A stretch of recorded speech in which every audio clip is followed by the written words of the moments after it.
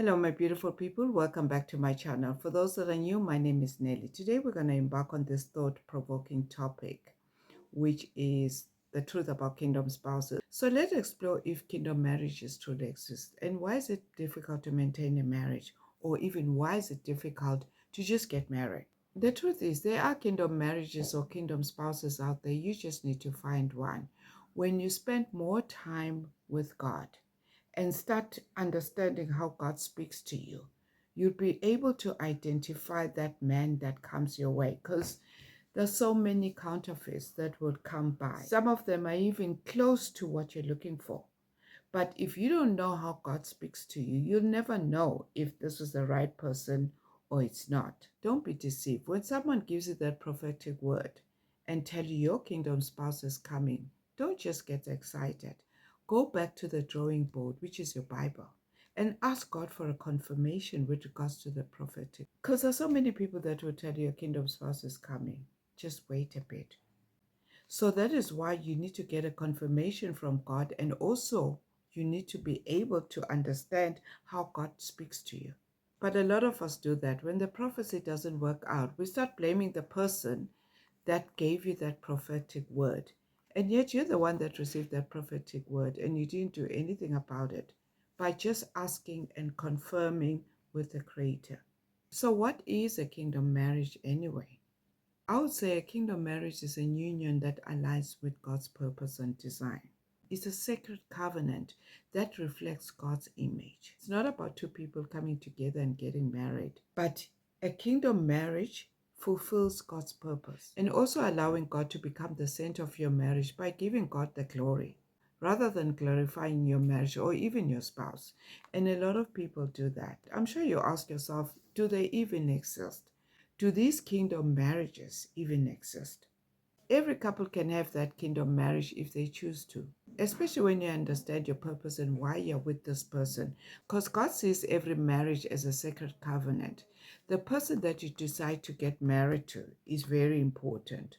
You need to be committed by working together even when there's a problem, by understanding that in this marriage, God comes first. By honoring the vows that you've made, it's no longer about you but us. Everything in this marriage, it's us. It's no longer you, myself, and I. But some people, they still have that mentality when they're in marriage that this is mine, this is yours. That is why when you are joined together in this kingdom marriage, you become one. But some people just enter marriages with no idea what they're getting themselves into.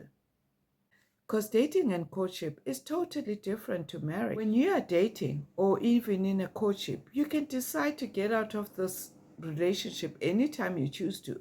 But once you're married, you're there for better, for worse. You can't just choose to decide to go and stay at your mother's place because you're angry. Marriage can be challenging because it requires you to get that deeper understanding of your partner and accept your partner beyond what you experienced while you were dating. Because when you're dating, you often see the best part of each other and wait until you get married. It will reveal who you are. So you need to accept being in this marriage with every habit this person is bringing. Unfortunately, you have to deal with those habits. Some of them you won't like them because maybe it's a habit that even started a long time ago. How are you going to change him? Sometimes you have to deal with that situation. If it snows at night or the way he chews when he eats, you just need to tolerate that. And of course, you might have seen how he chews even before you got married. So when it comes to a kingdom marriage, it allows you to just overlook some of these things.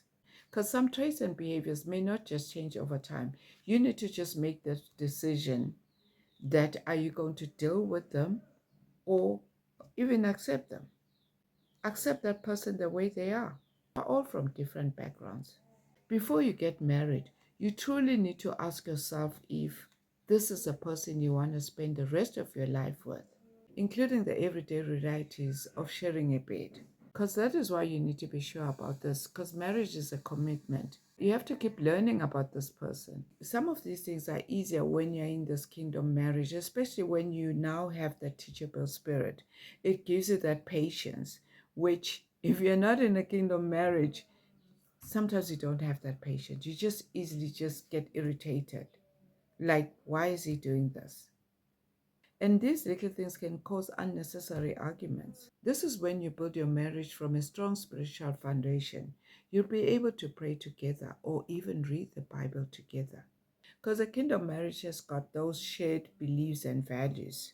But there's a time when you need to just listen so that you can be able to understand what God is saying to you. In most cases, when we listen, God gives us that clear indication on what to do next, especially if there's an issue in your marriage and you wanted it sorted out. It's not just submitting to your partner. Sometimes he may say something to you that you don't understand. Why is he even suggesting that?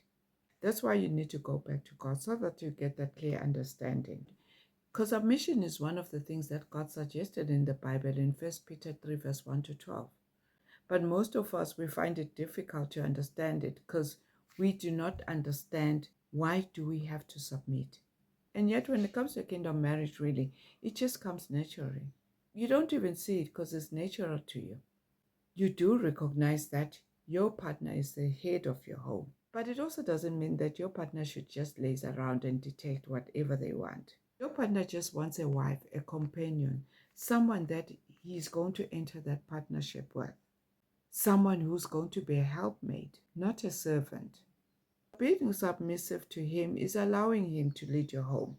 Unless you've messed up before, which makes it difficult for her to trust you again. From the experiences, but she still chooses to trust you. You are trusting him that he's going to lead you and your family. So why kingdom marriages are difficult today?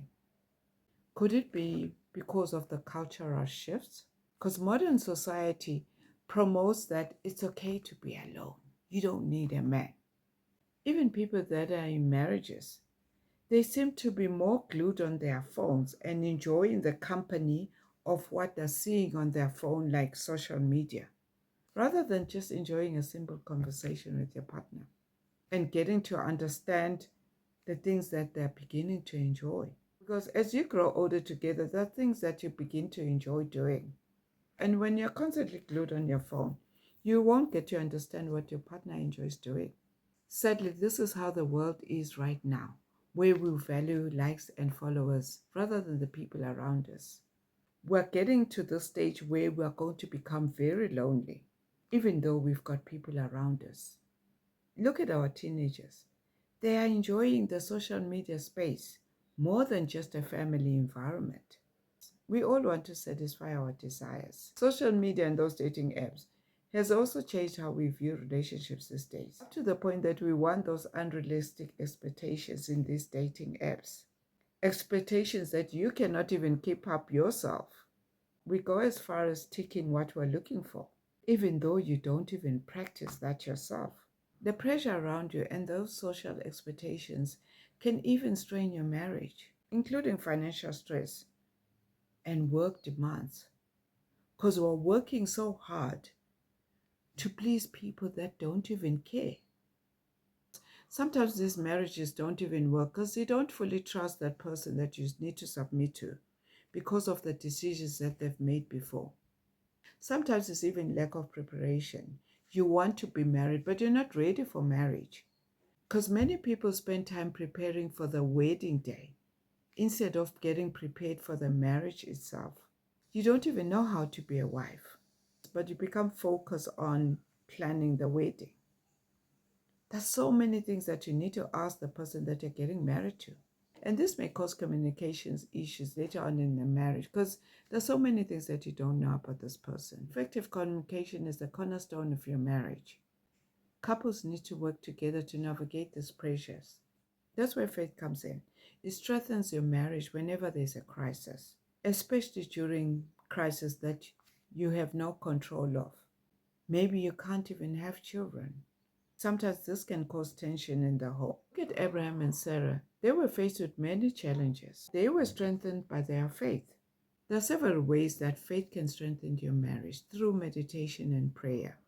It allows you to seek God's guidance as a couple together, and it also teaches you forgiveness. So kingdom marriage is not just a myth. It's a reality for many couples who chooses to live in God's purpose. So thank you for watching and see you in the next video. God bless you.